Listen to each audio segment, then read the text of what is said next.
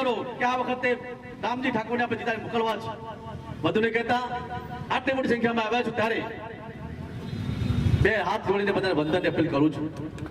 અને આજે મને પાઘડી બનાવી છે ત્યારે સાહેબ મારો પરિવાર અહીં બેઠો છે, મારા પંચાણુના માજી પણ બેઠા છે કે ભાઈ કદી બહાર નીકળતા નથી. ટિકિટ આપી ત્યારે મને કે ભાઈ આપણે ટિકિટ તમે લાયા તો છો પણ આગળ શું છે બધું જોયું નહીં જોયું ભાઈ. મારો સમાજ મારા ભાઈઓ બેઠા છે અને જ્યારે એટલું કીધું ત્યારે આ પાઘડી મને પહેરાઈશ. આ પાઘડી મારા વડીલોને મારા સમાજને મૂકું છું, મારા કોંગ્રેસ પક્ષને મૂકું છું.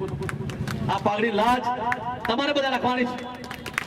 આ પાઘડી લાજ તમારે રાખવાની છે, આ સમાજ રાખવાની છે, ગરીબ સમાજ રાખવાની છે, દરેક 18 આલમ રાખવાની છે. માટે મારી પાઘડીની લાજ અહીંયા મારા સમાજના વડીલને મોભે આપ રાખું છું. પાઘડીને આબરૂ ના દેતા અને જેમ કહ્યું છે પ્રમાણે રેકોર્ડ બ્રેક કરવો છે આપણે મહેસાણામાં, ઇતિહાસ મૂકવો છે.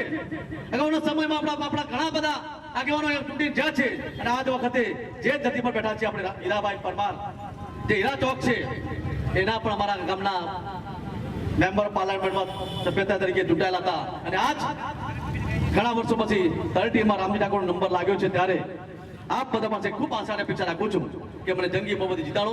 આપના પ્રશ્નો કોઈ પણ ખોટું નહીં થવા દો. તમારા દરેક પ્રશ્નોમાં વાચા આપીશ અને તમારા માટે રાત દિવસ જાગીને તમારા પ્રશ્નોને વાચા આપીશ. જય હિન્દ, જય ગુજરાત. બીજી વાત કહું સાહેબ, અહીંથી અમદાવાદથી